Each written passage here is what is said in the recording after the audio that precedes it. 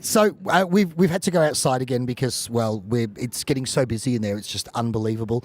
I am with two of my absolute favourite people in the kink community. I'm with Ms. Knickers and Mistress Jane from Our Kink. Now, Our Kink is still relatively new, and you guys are, well, you're more than a podcast. So maybe tell me a little bit about what the idea is behind Our Kink.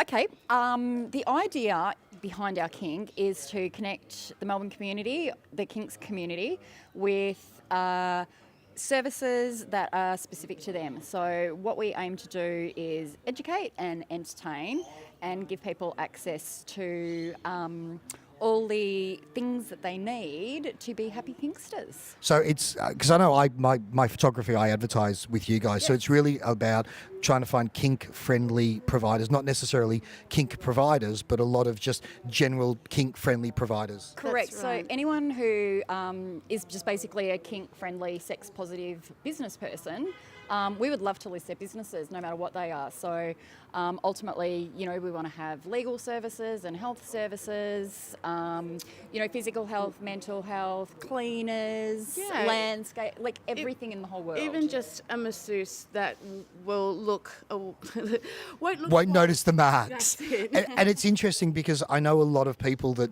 talk about regular day-to-day businesses where they can't really deal properly, like going to see an accountant and not being able to discuss your revenue source without feeling a bit embarrassed. Yeah, exactly. So our aim is to gather all those people who do provide those services so that the kink community has basically like just a port of call to kind of go, I need an accountant who isn't going to kind of judge my stuff, or I need an insurance broker who knows about like insuring events where there might be some different things happening. A therapist who won't tell me that I've got a mental health issue because I like to be spanked. So we'll look at what's really going on and won't just focus on that side of things.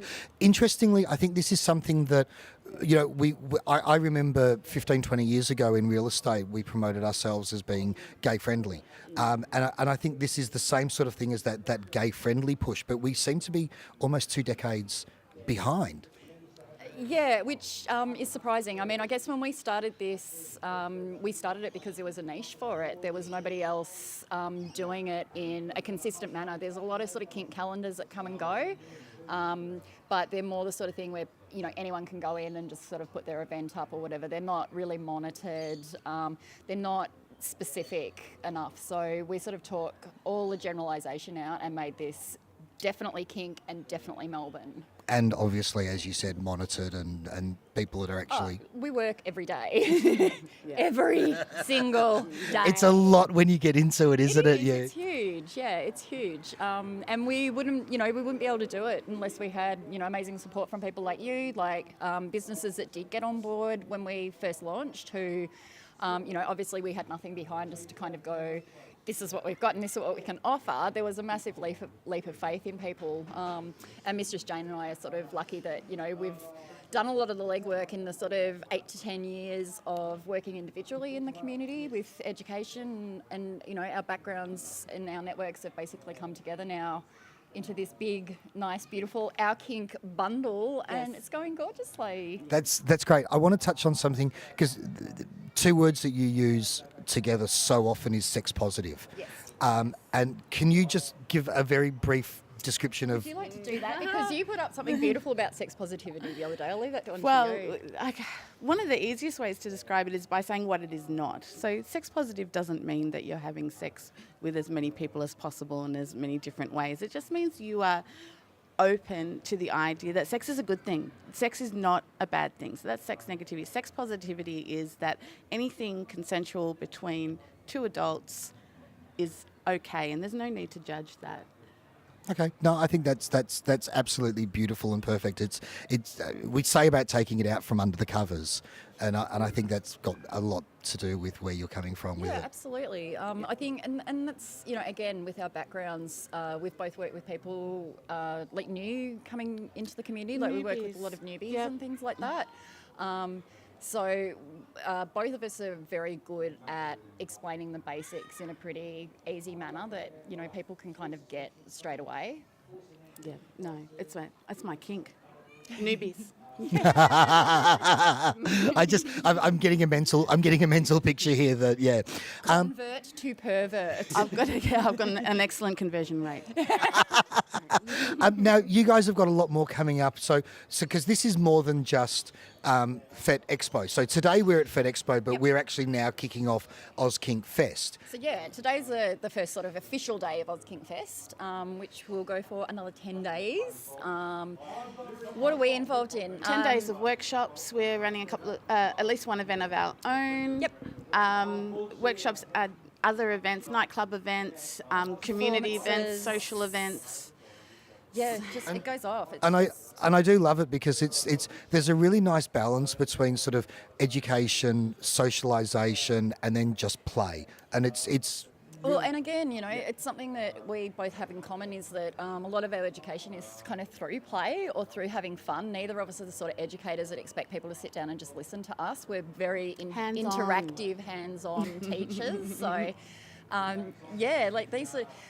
For me, I think, you know, watching a performance or, you know, going to a club and a kink event is a huge, huge opportunity for education. You don't have to go to a workshop or a Skillshare to be educated. No. And I think a lot of people don't realise, like a lot of people that I talk to that, because as you know, through sort of previous things that I've done, I get a lot of people that I was speaking to who were very new to the community. And a lot of them were petrified of going to the parties because they thought going to a party meant that you had to play or they felt uncomfortable. But they really aren't like that. You can just go and have a party and have a dance and just enjoy and immerse yourself in it, but still be in the shadows. And they are a very welcoming place. They are, but we can see how it could seem intimidating or appear intimidating to the new person. So hopefully we're creating a space where newbies feel safe. Yep. To be able to start exploring, and then we can send them on to the bigger and brighter and more bigger things. Well, that was like I was chatting with BJ before, and we were looking at some of his products, and he was going, a lot of the cases we talk to the converted rather than the... Actually, when I saw you interviewing BJ, I was so tempted to grab the big butt plug he had and just like put it up to your mouth. Like, no, that's your microphone. Have you felt the weight of that thing? You could kill a person with that. No, smack someone over the head and there's trouble. That was unbelievable. I know I've often been referred to as the gateway drug. And I'm happy with that position. I'm happy to be that bridge over to the point of no return. It really is the bridge over troubled waters to a large degree, isn't it? Guys, thank you so much. I you for appreciate, having us. and I know you're so flat out in there, so I really do appreciate you coming out and Absolute giving us a bit of pleasure. time, and hopefully we'll see you lots more over the next few days. Yes, we hope Bet so your too. ass you will. Lovely, and all the best for Our Kink. I hope it goes stronger and stronger and stronger and stronger. Thank you, guys. Thanks.